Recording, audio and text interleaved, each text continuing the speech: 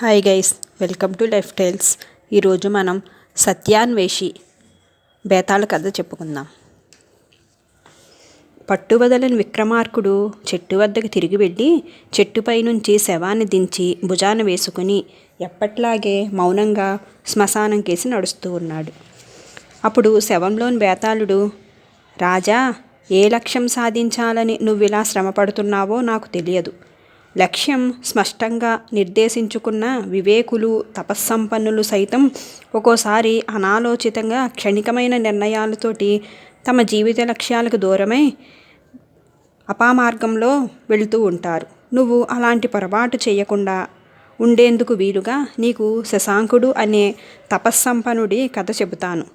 శ్రమ తెలియకుండా విను అంటూ ఇలా చెప్తూ ఉన్నాడు. శశాంకుడు సువర్ణపురి రాజపురోహితుడికి ఏకైక కుమారుడు. రాజు మార్తాండవర్మ కుమారుడు స్వర్ణకీర్తి. శశాంకుడు కూడా ఒకే ఈడువాళ్ళు. 16వ ఏట వరకు ఒకే గురుకులంలో చదువుకున్నారు. బాల్యం నుంచి ఇద్దరూ కూడా మంచి మిత్రులు. రాజు మార్తాండవర్మ తన కుమారుడిని క్షాత్రవిద్యలు అభ్యసించడానికి వింధ్యాపర్వత సానువులో ఉన్న విష్ణుచంద్రుడి గురుకులానికి పంపాలని నిర్ణయించుకున్నాడు. అందువల్ల రాకుమారుడు స్వర్ణకీర్తి తన మిత్రుడిని వదిలి వెళ్ళవలసి వచ్చింది. శశాంకుడికి చిన్నప్పటి నుంచే ప్రాపంచిక విషయాల పట్ల ఒక విధమైన అనాసక్తత అంటే ఇష్టం ఉండేది కాదు. అది క్రమంగా విరక్తిగా మారి లౌకిక సుఖాలని వదిలిపెట్టి తపస్సు చేయటానికి దగ్గరలోని అడవిలోకి వెళ్ళాడు. కొన్ని సంవత్సరాల తర్వాత కఠోర తపస్సు చేశాడు. కొంతకాలానికి ఫలాలను, కందమూలాలను తినటం కూడా మానేసి కేవలం తులసి తీర్థంతోనే ప్రాణాలు నిలుపుకుంటూ తపస్సు ద్వారా అనేక సిద్ధులు పొందాడు. నీళ్ల మీద నడవగలిగేవాడు కూడాను, గాలిలో ఎగరగలిగేవాడు. అయినా లౌకిక శక్తులంటే కేవలం క్షణికాలు. మరణాన్ని జయించే మహోన్నత స్థితిని పొందాలి, అదే శాశ్వతమైనది అని అనుకుని కఠోరమైన తపస్సుని చేస్తూ ఉన్నాడు. శశాంకుడు చేస్తున్న తపస్సు గంధర్వలోకంలో కలవరం పుట్టింది. శశాంకుడు చేస్తున్న కఠోర తపస్సును చూసి గంధర్వులు ఆశ్చర్యపోయారు. తన సింహాసనం ఆక్రమించటానికే శశాంకుడు ఇలా కఠోరమైన తపస్సు చేస్తున్నాడనుకుని గంధర్వరాజు భయపడిపోయాడు. శశాంకుడి చేత ఏదైనా పాపకార్యం చేయిస్తే ఆయన తపశ్శక్తి నశించిపోతుందని అనుకుని అందుకొక పథకం ఆలోచించాడు. గంధర్వరాజు దైవజ్ఞుడి రూపంలో సువర్ణపురికి వెళ్ళి రాజును దర్శించి, రాజా, తమ కుమారుడు స్వర్ణకీర్తికి ఈ భూప్రపంచానికే చక్రవర్తి అయ్యే యోగం ఉంది. అయితే చిన్న అవరోధం ఏర్పడింది. దానిని తొలగించటం తండ్రిగా నీ బాధ్యత కదా అన్నాడు. నా బాధ్యత నేను నెరవేరుస్తాను, ఏమిటో సెలవివ్వండి స్వామి అన్నాడు రాజు.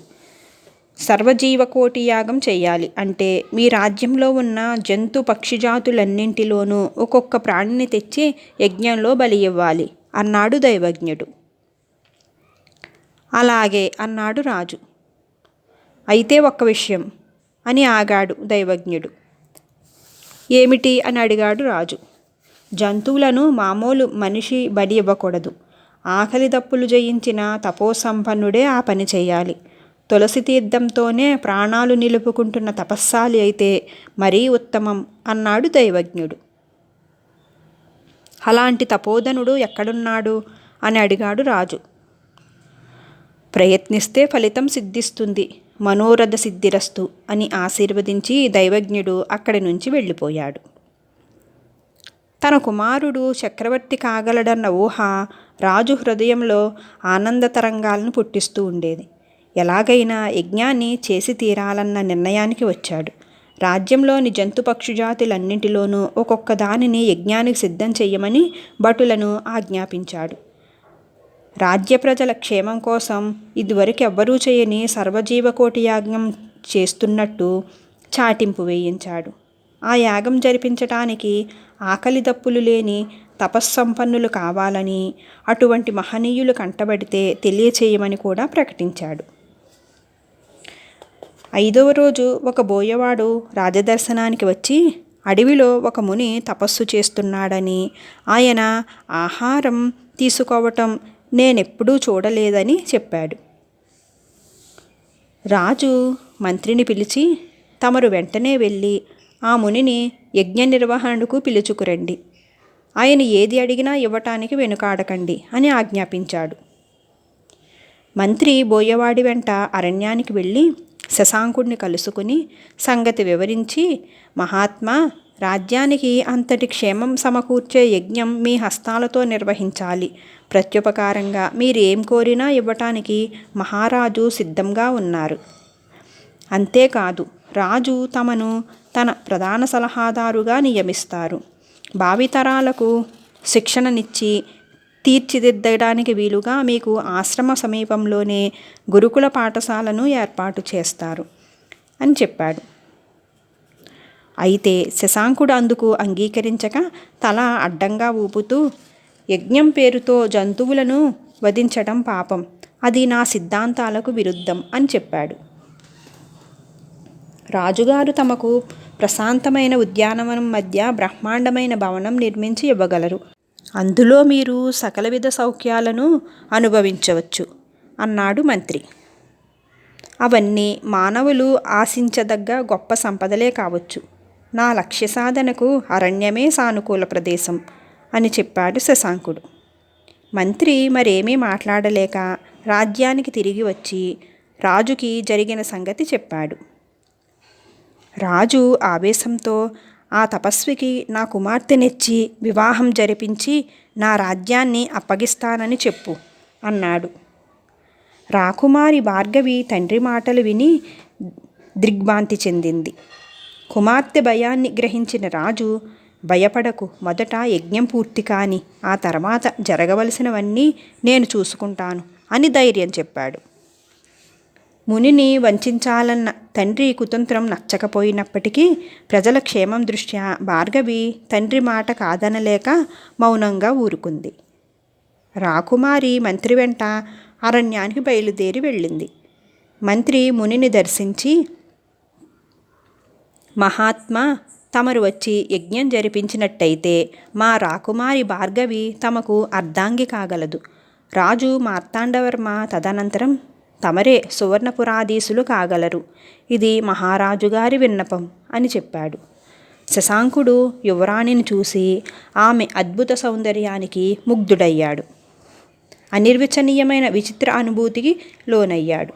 అంతవరకు ఉన్న జీవిత లక్ష్యాన్ని మరిచిపోయి ఈ సౌందర్య రాశిని వివాహమాడి రాజ్యానికి రాజునవుతాను. సరే, అలాగే అన్నాడు. మంత్రి తెచ్చిన బంగారు రథం ఎక్కి రాజధానికి చేరుకున్నాడు. యజ్ఞవాటిక సిద్ధమైంది. వేలాది జంతువులు, పక్షులు విశాలమైన మైదానంలోకి చేర్చబడ్డాయి. రాజు మంత్రి వెంట రాగా శశాంకుడి చేతిలో ఖడ్గం ధరించి యజ్ఞకుండాన్ని సమీపించాడు. యజ్ఞకుండానికి పక్కన బలికి సిద్ధంగా ఒక ఏనుగు నిలబెట్టారు. మొదట బలిగా ఏనుగును నరకటానికి శశాంకుడు ఖడ్గాన్ని పైకెత్తాడు. జరుగుతున్న దారుణాన్ని గ్రహించిన ఏనుగు భయంతో తొండమెత్తి గీంకరించింది.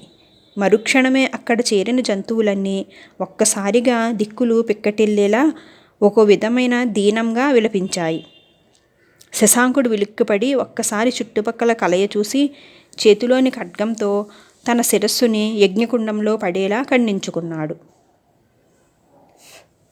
బేతాళుడు కథ చెప్పి, రాజా, శశాంకుడు రాకుమారి అద్భుత సౌందర్యానికి ముగ్ధుడై రాజ్యాకాంక్షతో జంతుబలి ఇవ్వటానికి అంగీకరించాడు కదా. మరి జంతువులకు బదులు తన శిరస్సునే ఖండించుకున్న ఆయన విపరీత చర్యకు కారణం ఏమిటి? జంతువులన్నిటినీ ఒకే చోట ఒక్కసారిగా చూడటంతో భయభ్రాంతుడే చిత్తచాంపల్యానికి లోనయ్యాడా? లేక రాజు మనోగతాన్ని గ్రహించి యజ్ఞం కాగానే తనను మోసగించగలడని ఊహించి ఆశాభంగంతో ఈ దారుణానికి పూనుకున్నాడా? శశాంకుడి దారుణ చర్యకు అసలు కారణం ఏమిటి? ఈ సందేహాలకు సమాధానం తెలిసి కూడా చెప్పకపోయావో నీ తల పగిలిపోతుంది అన్నాడు. దానికి విక్రమార్కుడు, శశాంకుడు శిరస్సు ఖండించుకోవటానికి కారణం ఆయన భయభ్రాంతుడు కావటమో, చిత్తచాంపల్యానికి లోను కావటమో, ఆశాభంగానికి గురి కావటమో కాదు.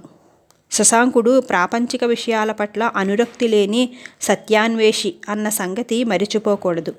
అటువంటి విరాగి రాకుమారిని చూడగానే విచిత్రమైన అనుభూతికి లోనై రాజ్యాకాంక్షతో మంత్రి వెంట బయలుదేరాడు. అది గంధర్వుల మాయాజాలం. అంటే గంధర్వులు ఆయన మనసులో భ్రమను కల్పించారు. ఏనుగు గీంకారం, జంతువుల పక్షుల దీనాలాపనలు మనస్సులో తెరలాంటి ఆ భ్రమను తొలగించాయి. ఆ క్షణమే ఆయన తన తప్పును గ్రహించాడు. ఇన్ని అమాయక ప్రాణులను బలి ఇవ్వటానికి అంగీకరించిన పాతకానికి ఈ జన్మలో నిష్కృతి లేదని భావించాడు. ప్రాయశ్చిత్తంగా శిరస్సును ఖండించుకొని మునుముందైన పరిణితి చెందిన మానవుడిగా జన్మించి తన లక్ష్యాన్ని సాధించుకోవచ్చన్న ఆశయంతో ఆ చర్యకు ఒడిగట్టాడు అని చెప్పాడు. రాజుకు ఈ విధంగా మౌనభంగం కలగగానే బేతాళుడు శవంతో మాయమై తిరిగి చెట్టెక్కాడు. కథ సుఖాంతం. గైస్, ఇప్పుడు మనం దీపావళి కథలు విశేషాలు తెలుసుకుందాం. మన పురాణంలోని శ్రీకృష్ణుడు, రాముడు, లక్ష్మి, కాళి, మహాబలి, ఇంద్రుడు, యముడు మొదలైన దేవుళ్లకు, దేవతలకు మనం ఏటా జరుపుకునే దీపావళి పర్వదినానికి ఏదో ఒక విధమైన సంబంధం ఉంది. దీపావళిని దేశమంతా వివిధ ప్రాంతాల్లో వివిధ రకాలుగా జరుపుకుంటారు. ఒక్కొక్క చోట ఒక్కొక్క కథలు ఉన్నాయి. దీపావళి అంటే దీపాల వరుస అని అర్థం. దసరా తర్వాత 20 రోజులకు ఆశ్వీజ అమావాస్య రోజున దీపావళి చేసుకుంటారు. శ్రీరాముడు 14 ఏళ్ల వనవాసం ముగించి రావణ సంహారం చేసి సీతాలక్ష్మణ సమేతంగా అయోధ్యకు తిరిగి వచ్చిన సందర్భంగా నగర ప్రజలు ఇంటింటా దీపాలు వెలిగించి శ్రీరాముడికి ఉత్సాహంగా స్వాగతం పలికారు. అదే దీపావళి అయ్యిందని రామాయణం చెబుతుంది. భారతదేశంలో కొన్ని ప్రాంతాల్లో దీపావళిని 5 రోజుల పాటు చేసుకుంటారు. అమావాస్యకు 2 రోజుల ముందు దీపావళి ప్రారంభం. ఆ రోజున ధన్త్రయోదశితో మొదలవుతుంది. దేవతలు వైద్యుడైన ధన్వంతరిని పూజిస్తారు. అమృతం కోసం దేవతలు, దానవులు పాల సముద్రాన్ని మదించినప్పుడు అందులో నుంచి ధన్వంతరి ఆవిర్భవించాడని పురాణాలు చెబుతున్నాయి. మరణ భయం లేకుండా ఉండటం కోసం కొందరు ఇల్లంతా చిన్న చిన్న దీపాలు వెలిగిస్తారు. వీటిని యమదీపాలు అంటారు. ఒక యువరాజు పెళ్ళైన 4వ రోజే పాముకాటుకి గురై మరణిస్తాడని జ్యోతిష్యులు చెప్పారు. అది తెలిసిన అతని భార్య విచారంతో గది నిండా దీపాలు వెలిగించి రాత్రంతా దైవనామస్మరణతో గడుపుతూ ఉంది. ఆమె భర్త ప్రాణాలు అపహరించడానికి పాము రూపంలో వచ్చిన యముడు ఆమె పాటలు వింటూ వచ్చిన పని మరిచిపోయి ఆ రాత్రంతా అక్కడే ఉండి తెల్లవారాక వెళ్ళాడట. మరణగడియలు దాటిపోవడంతో యువరాజు బతికిపోయాడు. ఆ కారణంగానే ఇప్పటికీ యమదీపాలు వెలిగించే ఆచారం కూడా జరుగుతుంది. 2వ రోజు నరక చతుర్దశి. శ్రీకృష్ణుడు నరకాసురుని వధించి ప్రజల కష్టాలు పోగొట్టిన రోజు. కొన్ని ప్రాంతాల్లో దీన్ని రూప్ చతుర్థి అని కూడా అంటారు. అభ్యంగ స్నానాలు చేసి నీటిలో మూలికలు వేసి తలస్నానాలు చేస్తారు. భారతదేశంలో ముఖ్యంగా దక్షిణ భారతదేశంలో సూర్యోదయానికి ముందే అభ్యంగన స్నానం చేయడం ఆచారంగా ఉంటుంది. ఈ పుణ్యగడియల్లో స్నానం చేయటం వల్ల గంగానదిలో స్నానం చేసినంత పుణ్యపదం కలుగుతుందని అంటారు. స్నానం చేశాక కొత్త బట్టలు ధరించి పిండి వంటలు చేసుకుని ఇంటిలిపాతి కూర్చొని హాయిగా తింటారు. ఆఖరణ అజీర్తి చేయకుండా శొంఠి బెల్లం కలిపిన లేహ్యం కూడా తీసుకుంటారు. 3వ రోజు అమావాస్య. భారతదేశంలో దీన్ని లక్ష్మీ పూజగా జరుపుకుంటారు. వ్యాపారులు కొత్త లెక్కలు మొదలు పెడతారు. అందరూ కొత్త దుస్తులు ధరిస్తారు. కొత్త పాత్రలు కొనుక్కుంటారు. ఇంట్లో ధనానికి బంగారానికి పూజలు చేసుకుంటారు. లక్ష్మీదేవికి స్వాగతం చెప్పడానికి ఇల్లంతా శుభ్రపరిచి అలంకరించుకొని పూజలు చేసుకుంటారు. దీపావళికి సంబంధించిన మరొక పూజ గోవర్ధన పూజ. ఏటా వర్షాలు కురిసి పాడి పంటలు పుష్కలంగా ఉండాలని గోకులంలో ఏటా ఇంద్రపూజ జరిపేవారు. ఇంద్రపూజ కన్నా గోవర్ధనగిరిని పూజించడం ఉత్తమమని బాలకృష్ణుడు తన వారందరికీ సలహా ఇచ్చాడు. వాళ్ళు కూడా అలాగే చేశారు. అది తెలిసి ఆగ్రహం చెందిన ఇంద్రుడు రేపెళ్లను ముంచెత్తడానికి కొన్ని రోజుల పాటు ఏకదాటిగా ఉరుములు మెరుపులతో కూడిన పెద్ద గాలివాన్ని కురిపించాడు. బాలకృష్ణుడు చిటికెన వేలుతో గోవర్ధనగిరిని ఎత్తి గొడుగులా పట్టి గోవుల్ని కాపాడాడు. అప్పటి నుంచి గోవర్ధనగిరిని పూజించే ఆచారం ఏర్పడింది. యమధర్మరాజు ఒకసారి తన సోదరి అయిన యమున ఇంటికి వెళ్ళాడు. అన్నను చూడగానే ఎంతో ఆనందం చెందిన యమున అతనికి అతిథి మర్యాదలు చేసి ఎంతగానో సంతోషించి సత్కరించి అతనికి నుదుట తిలకం దిద్ది విందు భోజనం ఏర్పాటు చేసి ఎంతో ఘనంగా చూసుకుంది. అందుకు ఎంతగానో సంతోషించిన యమధర్మరాజు చెల్లెలైన యమునకు ఎంతో అపూర్వమైన కానుకలను ఇచ్చాడు. అన్నా చెల్లెల అనురాగం కలకాలం వర్ధిల్లింది. అందువల్ల దీపావళి పండుగ 5వ రోజు అన్నలు తమ్ముళ్ళు అక్క చెల్లెల ఇళ్లకు వెళ్ళి కానుకలు ఇచ్చి పరస్పరం ప్రేమానురాగాలను పంచుకునే సంప్రదాయంగా ఉంది. దీన్నే యమవిధియ అని కూడా అంటారు. ఆ రోజు 5 రోజుల పండుగ దీపావళిని ఈ విధంగా జరుపుకుంటారు. Thank you for watching guys.